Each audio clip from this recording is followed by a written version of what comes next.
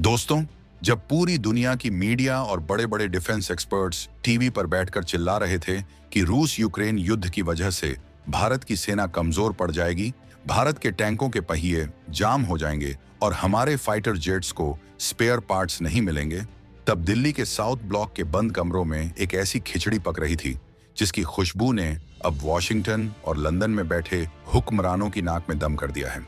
ये खबर कोई आम डिफेंस डील नहीं है और न ही ये कोई सामान्य समझौते की कहानी है। ये कहानी है भारत के उस मास्टर स्ट्रोक की जिसने एक ही झटके में अमेरिका के प्रतिबंधों को कागज का टुकड़ा बना दिया है और अपनी सेना की सांसों यानी स्पेयर पार्ट्स की सप्लाई लाइन को हमेशा के लिए अमर कर दिया है।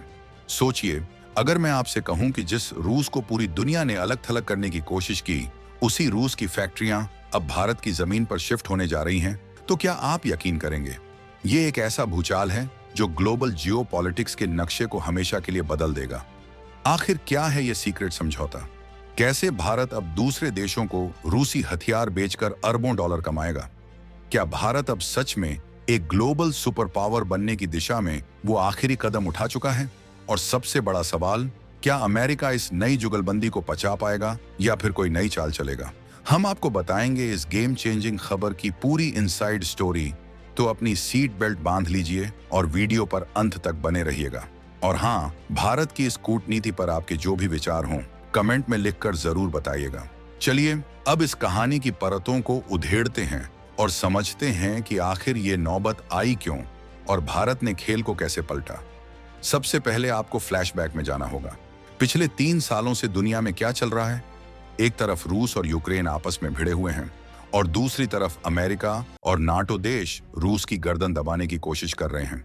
इन सब के बीच सबसे ज्यादा चिंता की लकीरें अगर किसी के माथे पर थीं, तो वो थे भारत के डिफेंस प्लानर्स। क्यों? क्योंकि कड़वा सच ये है कि हमारी सेना की रीढ़ की हड्डी आज भी रूसी हथियार हैं। चाहे वो आसमान का सिकंदर सुखोई 30 MKI हो, सरहद का रखवाला T-90 भीष्म टैंक हो, या फिर दुश्मन के दिल में खौफ भरने वाला S-400 एयर डिफेंस सिस्टम, ये सब रूसी टेक्नोलॉजी है। अब होता यह है कि कोई भी मशीन चाहे कितनी भी दमदार क्यों ना हो, उसे चलते रहने के लिए मेंटेनेंस और स्पेयर पार्ट्स की जरूरत होती है। एक छोटा सा नट बोल्ट या एक माइक्रोचिप खराब होने पर करोड़ों का फाइटर जेट जमीन पर धूल फांकने को मजबूर हो जाता है। पश्चिमी देश इसी ताक में बैठे थे। उन्हें लगा था कि युद्ध लंबा खींचेगा, रूस अपनी ही जरूरतों को पूरा नहीं कर पाएगा, तो भारत को स्पेयर पार्ट्स कहां से देगा? उनका गणित सीधा था, सप्लाई रुकेगी, भारत की सेना कमजोर होगी और मजबूर होकर भारत को अमेरिका के चरणों में जाकर गिड़गिड़ाना पड़ेगा कि माई बाप हमें हथियार दे दो। विदेशी मीडिया में तो बाकायदा आर्टिकल्स छापे गए कि India's Russian arsenal is dying, यानी भारत का रूसी जखीरा खत्म हो रहा है। लेकिन वो ये भूल गए कि ये 2025 का नया भारत है जो समस्याओं के आगे रोता नहीं, बल्कि उनका ऐसा समाधान निकालता है कि समस्या पैदा करने वाले ही चकरा जाएं। भारत ने चुपचाप इस संकट को एक अवसर में बदल दिया। जब दुनिया को लगा हम फंस गए हैं, तब भारत ने रूस के साथ मिलकर प्लान भी एक्टिवेट कर दिया, जो अब दुनिया के सामने आया है। अब आते हैं उस धमाकेदार खबर पर जो हाल ही में सामने आई है और जिसने सबके होश उड़ा दिए हैं। भारत और रूस ने एक ऐतिहासिक फैसला लिया है। अब रूसी हथियारों के स्पेयर पार्ट्स, उनके क्रिटिकल कंपोनेंट्स और जरूरी उपकरण रूस से बनकर नहीं आएंगे, बल्कि उन्हें अब भारत में ही हमारी अपनी धरती पर बनाया जाएगा। जी हाँ, आपने बिल्कुल सही सुना। इसे कहते हैं असली आत्मनिर्भरता। हाल ही में दोनों देशों के बीच intergovernmental commission on military technical cooperation IRIGCMTC की 22वीं बैठक हुई। नाम थोड़ा भारी भरकम और बोरिंग लग सकता है, लेकिन इसके अंदर जो फैसला हुआ है वो बारूद से कम नहीं है। इस बैठक में रूस ने साफ कर दिया है कि वो अपनी टेक्नोलॉजी, अपने ब्लूप्रिंट्स और अपनी मैन्युफैक्चरिंग की तकनीक भारतीय कंपनियों के साथ साझा करने को तैयार है। इसका मतलब समझते हैं आप? इसका मतलब ये है कि अब हमें मास्को की तरफ मुंह ताकने की जरूरत नहीं है। अगर हमारे सुखोई का इंजन खराब होता है या हमारे T-90 टैंक का ट्रांसमिशन सिस्टम गड़बड़ करता है, तो उसका पुर्जा लेने के लिए हमें हफ्तों या महीनों इंतजार नहीं करना पड़ेगा। वो पुर्जा भारत की किसी फैक्ट्री में भारतीय इंजीनियरों और भारतीय कामगारों के हाथों बन रहा होगा। ये मेक इन इंडिया के तहत अब तक का सबसे बड़ा डिफेंस कोलैबोरेशन माना जा रहा है। खबर तो यहाँ तक है कि रूस की बड़ी बड़ी डिफेंस कंपनियां जैसे अल्माज एंड टे जो S-400 बनाती है और उराल व गोंजावोदी जो टैंक बनाती है, अब भारतीय प्राइवेट और सरकारी कंपनियों के साथ मिलकर जॉइंट वेंचर शुरू कर रही हैं। ये सिर्फ एक डील नहीं है, ये भारत के डिफेंस सेक्टर का पूरा कायाकल्प है। सोचिए, जो तकनीक बनाने में रूस को दशकों लगे, वो अब भारत को ट्रांसफर हो रही है। The strategic master stroke. लेकिन दोस्तों, पिक्चर अभी बाकी है। इस फैसले के पीछे जो असली दिमाग लगा है, वो सिर्फ अपनी जरूरतों को पूरा करने तक सीमित नहीं है। यहाँ भारत ने एक तीर से दो नहीं, बल्कि तीन शिकार किए हैं। पहला शिकार तो हमने देख लिया, अपनी सप्लाई चेन को सुरक्षित करना। दूसरा शिकार है अमेरिका और पश्चिमी देशों के प्रतिबंधों को बायपास करना। अमेरिका ने रूस पर इतने प्रतिबंध लगा दिए हैं कि रूस से कोई भी सामान खरीदना, पेमेंट करना एक सिरदर्द बन गया था। डॉलर में पेमेंट हो नहीं पा रहा था और शिपिंग रूट्स पर भी खतरा था।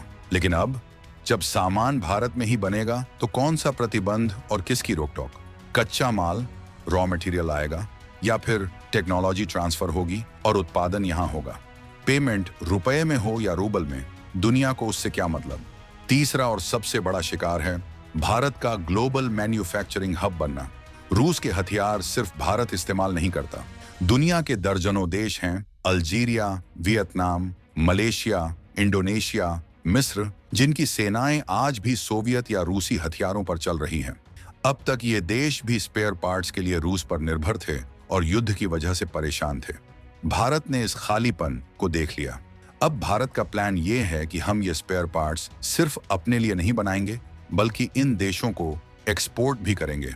सोचिए, एक वियतनामी सुखोई जेट में भारत का बना हुआ रडार सिस्टम या इंजन पार्ट लगा होगा।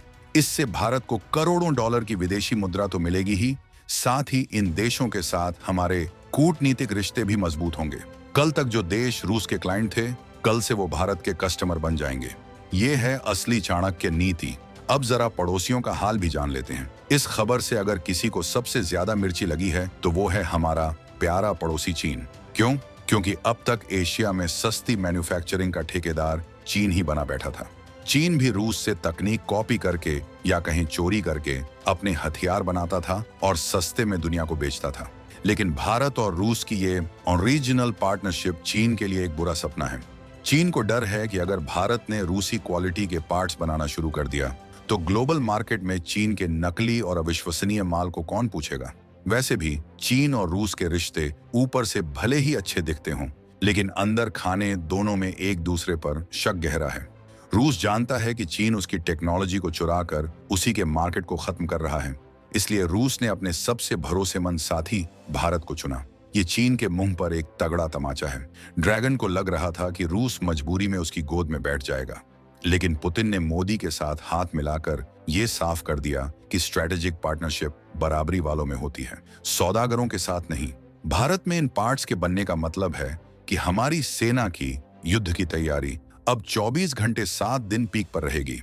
डोकलाम हो या लद्दाख, अगर चीन ने कोई हिमाकत की तो उसे पता है कि भारत की सप्लाई लाइन अब कटने वाली नहीं है।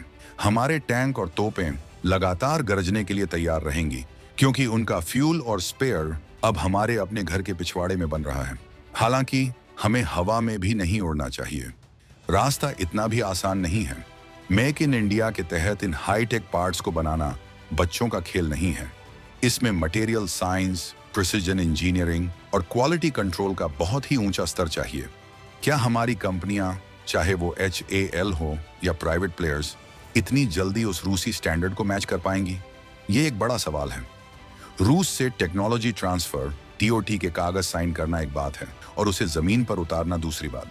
अतीत में हमने देखा है कि कई बार नौकरशाही और लेटलतीफी की वजह से प्रोजेक्ट्स अटक जाते हैं, लेकिन इस बार माहौल अलग है। सरकार का डंडा और सेना की जरूरत दोनों ने मिलकर सिस्टम की सुस्ती को काफी हद तक उड़ा दिया है। इसके अलावा अमेरिका का दबाव भी कम नहीं होगा।